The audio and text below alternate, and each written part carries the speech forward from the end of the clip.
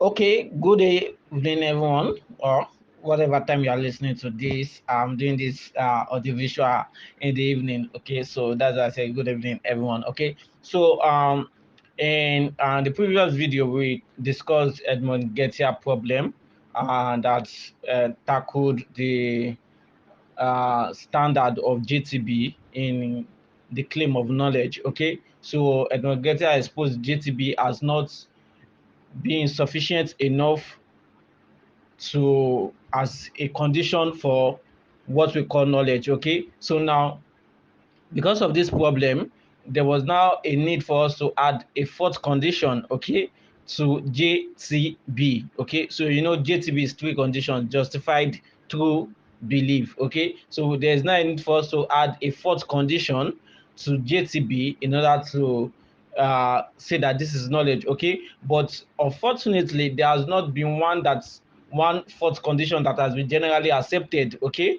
as this is the fourth condition that can be added to JTB for what we call knowledge. Okay, so but the fourth condition, or the fourth conditionalist, are philosophers who feel that there's a need to tighten uh, JTB by adding a fourth condition. Okay, so uh, by doing this, they have to, not focus only on the knowledge alone, but on who is giving the knowledge. Okay, so now we have various fourth conditions to JTB, and I'll be giving a brief summary on some. Okay, so now we have the necessary and sufficient. Now, necessary and sufficient holds that JTB is necessary and sufficient enough for us to have knowledge. Okay, so that there is nothing wrong with JTB. Okay, that it is sufficient enough for us to have knowledge, but Getter was only looking for a fourth condition. But even without a fourth condition, JTB is enough for us to have knowledge. Okay, that is for necessary and sufficient. Then we have infallibilism, and the position of infallibilism is that for anything to be justified as knowledge, there must not be a counter rational position against it. Okay, so if I claim that we are going to be having exam on Saturday at 2 p.m. and then Alausa says that we are going to be having exam on Saturday at 2:30 p.m.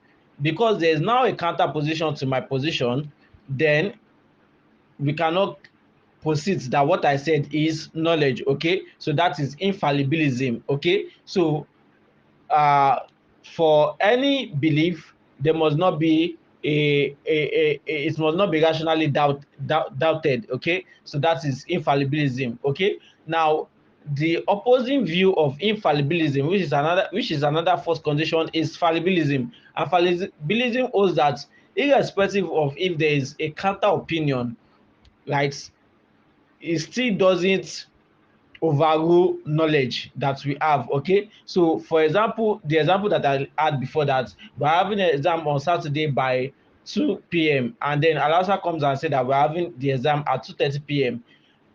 To fallibilism, my knowledge claim is not tackled, is not uh, disregarded. Okay, because at the end of it all, definitely we are having exam on Saturday. Okay, so to fallibilism, justified true belief may be considered knowledge even if we can rationally doubt it. Okay, so the point of fallibilism is that it is normal for human to have some kind of inadequacy in our intellect. Okay, it is normal for us to have inadequacies in our intellect, in our perception, for us to mistake something, thinking that this is what is right. Okay, but without, even if there's this possibility of error, okay, it doesn't put it that our knowledge is actually false. Okay, so that is uh fallibilism. Okay, now the next one is reliabilism. Okay, so reliabilism holds that a belief is confirmed as knowledge only if it is produced or caused by a process that yield an high ration of truth over false belief. Okay, so this is just like saying that if you make a claim and there's enough amount of truth to falsity in that your claim, then it can be justified as knowledge. But if there's a high amount of falsity against truth, then we cannot claim it to be knowledge. Okay, so that is reliabilism, and it is concerned about the capacity of the epistemic agent. That is, what is the capacity of this person making this claim. Okay, and also we should note that reliabilism is also a form of externalism. Okay, that considers the uh, uh, external factors in knowledge claim. Okay, so now uh, the next one, another fourth condition, is internalism, and this holds that justification is internal to the subject. That is, any to justify a belief as true, okay, or make a knowledge claim, it is internal to whoever is making that claim. It is not external. Okay, the opposite of this view is externalism. Okay, so now moving quickly, I want to take on some trends in epistemology, and I think I'll be focusing on evolutionary epistemology, feminist epistemology, humanizing epistemology, social epistemology, and I think that will be okay. And I think I'll take virtue quickly. Okay, now evolutionary epistemology, if you have read the work of Charles Darwin on human evolution, you see that human evolved through natural selection, that is through various stages naturally. That is how we become who we are. Okay, first from monkeys, it was monkeys, then gorillas, apes, and then to man that we are. Okay, so now what evolutionary epistemology is telling us, that this is the same with cognition. Okay, cognition takes a process of natural selection. Okay, it is a product, our knowledge development is a product of evolution, okay, and natural selection. Okay, so for example, when we cannot compare the cognitive capacity of monkeys to humans now. Okay, so gradually it's developed, okay, to what our, that is our intellect, our cognition developed to what we have now. Okay, so that is evolutionary epistemology. Okay, now the next one I'll be considering is feminist epistemology, and feminist epistemology is more of a tackle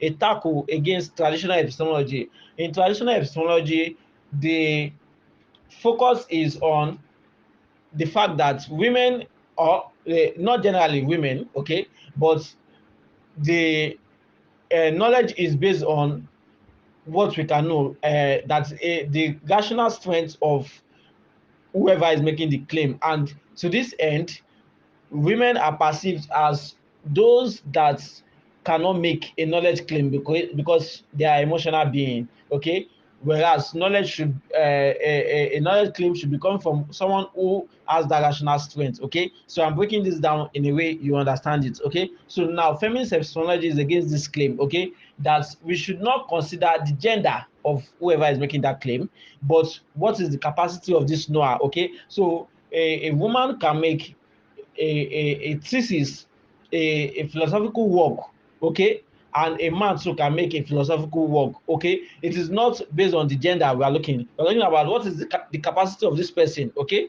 now we have lecturers, female lecturers, that are actually very brilliant too. Okay, and we do not consider their level of brilliance to okay because she's a female, or to the male, okay, because he's a male, but what is their capacity. Okay, so that is what feminist epistemology is trying to uh, uh, ponder on. Okay, so it is based on the concept of the knower. Okay, and that women are not inferior knowers. They shouldn't be counted as inferior knowers. Okay, so now the next one is humanizing epistemology, and humanizing epistemology is just like, let us borrow the statement of Karl Marx, that philosophy shouldn't be on theory alone but on practice. Okay, so So humanizing epistemology, it is on the point that knowledge should not just be perceived as knowledge alone. What is the end product of this knowledge? Okay, that is, not every knowledge should lead to an end for man. Okay, that is, for every, if you are a philosopher, you shouldn't just have knowledge of philosophy alone. It should translate to your actions. Okay, that is what humanizing epistemology is talking about. So it has a link to morality. Okay, because every knowledge claim should influence our actions too. That is humanizing epistemology. Okay, the next one is social epistemology. Now social epistemology is holding that everything that we get to know is through our is through social interaction. Okay, everything that we can claim to know on our cognitive sense, it is based on our social interaction, and it's listed two major parts: testimony and peer disagreement or agreement. Okay, now for testimony, like people that do amebo, they get to hear from this person, hear from this person, testimonies from this person and this person leads to knowledge.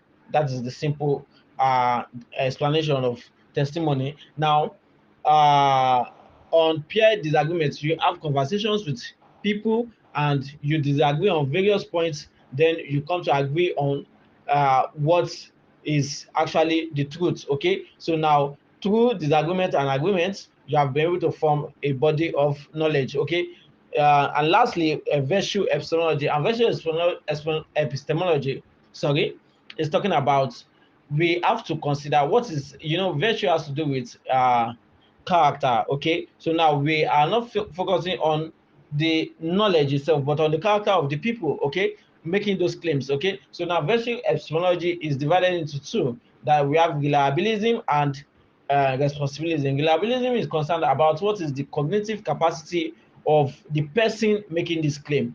Okay, so uh is this person someone that can be trusted as a source of knowledge? Okay, so that is virtue reliabilism. Okay, can we rely on this person for knowledge? Okay, based on, okay, for example, in every classes there are scholars. Okay, so if the lecturer asks a question and a scholar stand up to respond to the question, and then someone that is considered as average respond to that same question, we are going to take that of the scholar above that of the average student. Okay, now on responsibilism, it is more on the character of the person making that claim. Okay, so if we know somebody to be a liar, it is not expected that we are to get knowledge from such person. Okay, but if we know somebody to be someone of good character, okay, we can say that whatever that person say is actually right. Okay, so these are the trends in epistemology,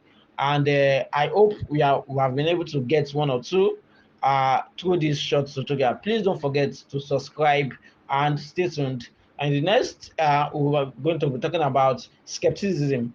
Thank you.